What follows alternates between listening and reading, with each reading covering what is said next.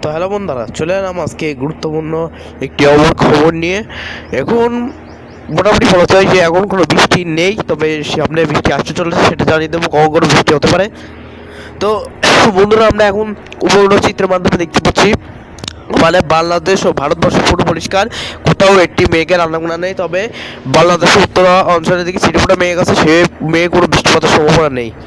তো জানিয়ে দিই বন্ধুরা, আগামী কয়েকটা দিনে আবহাওয়া কেমন হতে পারে। সর্বপ্রথম আজ তাপমাত্রা মোটে নিচে রাখবো। আজ 3রা মার্চ মঙ্গলবার, সাল 2026।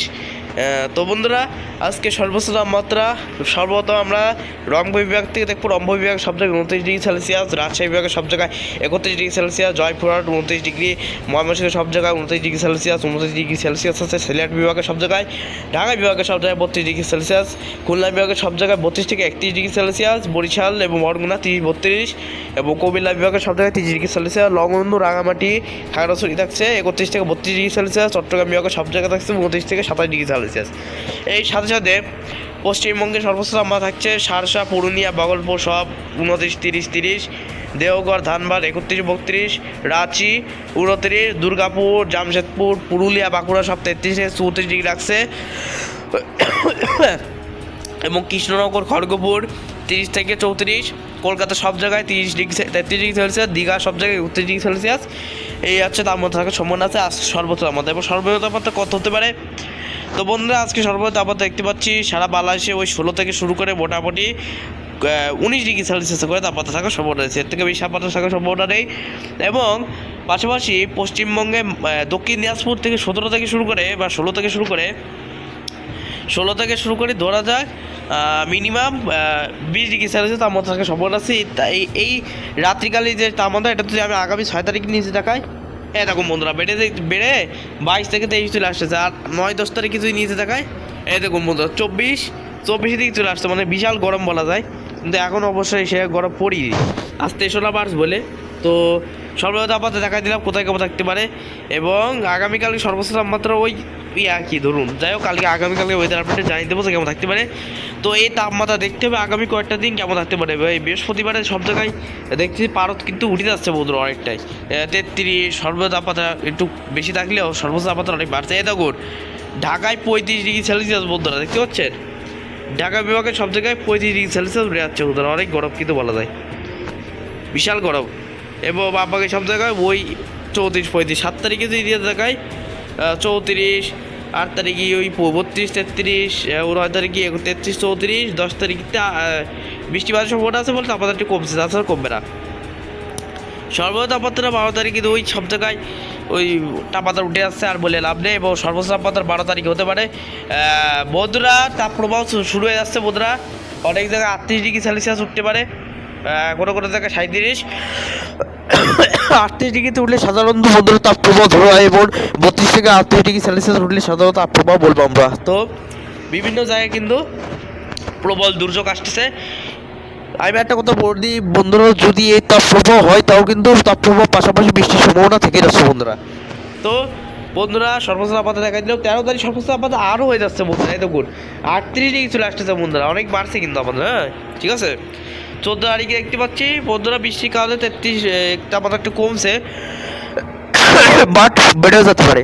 যেমন 15 তারিখ সর্বোচ্চ তাপমাত্রা ওই বেশি কম বলা যাবে না। 16 তারিখ তাপমাত্রা কমছে, বৃষ্টিপাত হবে, তাই বিশাল আকারে ঝড় বৃষ্টির সম্ভাবনা আছে বন্ধুরা, যদি বৃষ্টি বজ্রমুটি নিচে দেখায়।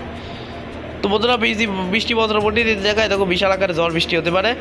বিকেলের দিকে বাংলাদেশের খুলনার দিকে, বরিশাল দিকে ঝড় বৃষ্টি হবে। তো যাই হোক, তাপমাত্রা শহরে পড়তে থাকবে, বাড়া কমার সম্ভাবনা নেই। সর্বনিম্ন তাপমাত্রা ওই সময় থাকবে ওই 24 চলে আসছে, এবং সর্বোচ্চ তাপমাত্রা আরও বাড়বে বন্ধুরা। বৃষ্টি বন্ধুরা আগামী 9 মাস থেকে মূলত বা 10ই মাস থেকে কিন্তু মোটামুটি বৃষ্টির পরিমাণ বাড়বে। তো সেটি দেখা দেবো বিস্তারিত। তো বন্ধুরা আমরা দেখাই দিই বৃষ্টি বজ্রমুটে বৃষ্টি কোথায় কেমন থাকতে পারে। তো বন্ধুরা, আমরা দেখতে পাচ্ছি আগামী 3রা মার্চ কোনো বৃষ্টি হওয়ার সম্ভাবনা নেই।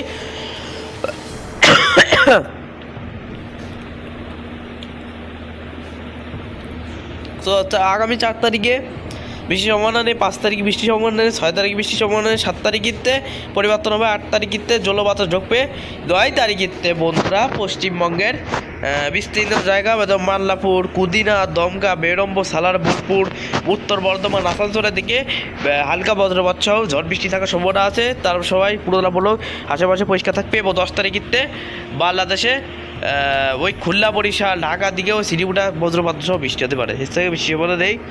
আগামী 11 তারিখেও বৃষ্টির সম্ভাবনা থাকছে অনেক জায়গায়, সেটা পরবর্তী আপডেট জানাবো। 12 তারিখের দিকে বৃষ্টি খালি থাকছে।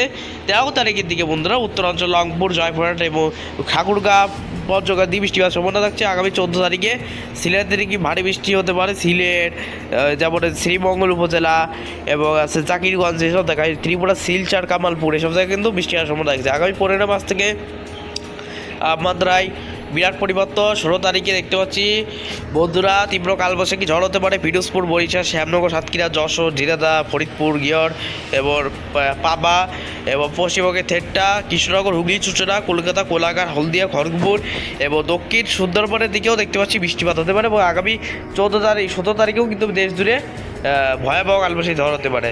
রাজশাহী, জয়পুরহাট, মেহেরপুর, যশোর, কুষ্টিয়া, পাবনা, খুলনা, কাশিয়ানী, মাগুরা, বরিশাল এবং আছে ত্রিপুরা, কামালপুর, বাংলাদেশের সিলেট, শিলচর এবং আছে মিজোরাম, এসব জায়গায় কিন্তু বৃষ্টিপাত হতে পারে। লংগন্দ, রাঙামাটিতেও বৃষ্টিপাত হবে। দুর্গাপুর, পশ্চিমবঙ্গের কলকাতার দুর্গাপুর, তারপর আছে খড়গপুর, জামশেদপুর, বিড়িপাতা, দীঘা এবং জলেশ্বর, বালেশ্বরের দিকেও ঝড় বৃষ্টি হওয়ার সম্ভাবনা আছে। যাই হোক বন্ধুরা, আপডেটে অনেকটাই পরিবর্তন হবে এবং অনেক পরিবর্তন হবে। বৃষ্টির পরিমাণ মোটামুটি নিচে দেখায় আমি কোথায় কেমন বৃষ্টি হতে পারে।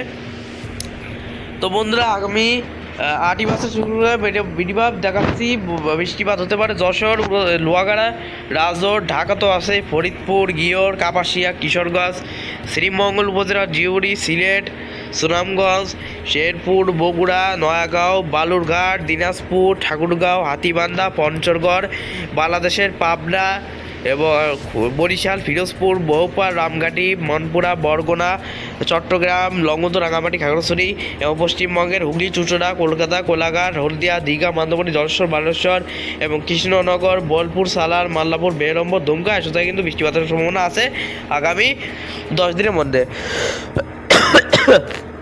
তারপরে মোটের উপরে পরিবর্তন আসতে পারে এবং 4 রাত্রি বা দৃশ্যভাবে কিন্তু বৃষ্টিপাতের সম্ভাবনা আছে কোনোটুকু, সেটা পরবর্তী আপডেটে অবশ্যই জানিয়ে দেবো। বন্ধুরা আমরা এবার চলে যাবো সর্বতীব্র সর্বোচ্চ বঙ্গোপসাগরের অবস্থা দেখবো যে এই মাসে বঙ্গোপসাগরে ঘূর্ণিঝড়ের সম্ভাবনা আছে কিনা এবং সম্ভাবনা কতটুকু সেটা এখন জানিয়ে দিচ্ছি বন্ধুরা।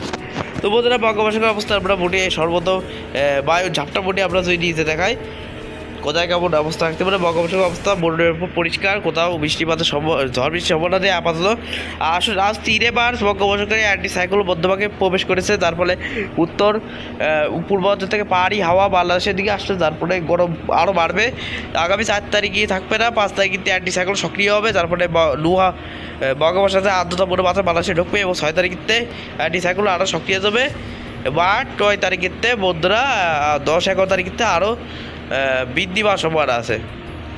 সেই সময় একাধিক জায়গায় কালবৈশাখী ঝড় হবে, যার ফলে বৃষ্টিপাত বা কালবৈশাখী ঝড় বজ্রপাত হতে পারে এবং বিভিন্ন জায়গায় ঝড় বৃষ্টি হতে পারে। তখন মিনিমাম 70 থেকে 80 কিলোমিটার বেগে কালবৈশাখী ঝড় হতে পারে, যেমন এই যে 75 কিলোমিটার, 80 কিলোমিটার। যাই হোক পরবর্তী আপডেট জানিয়ে দেবো। এবং বন্ধুরা আমি একটা কথা বললাম কি, কৃষক ভাইদের জন্য এখনই সতর্কতা অবলম্বন করতে হবে, কারণ আগামী 10 মার্চ 9 মার্চ থেকে বৃষ্টিপাতের প্রবণতা বাড়তে পারে এবং 10 মার্চ ও 9 মার্চ থেকে বাংলাদেশের মোটামুটি টানা 19 মার্চের মধ্যে ঝড় বৃষ্টি হতে পারে এবং 20 তারিখ পরে হয়তো বৃষ্টিপাত হতে পারে নাও হতে পারে। তো বন্ধুরা পরবর্তী আপডেট জানিয়ে দেবো।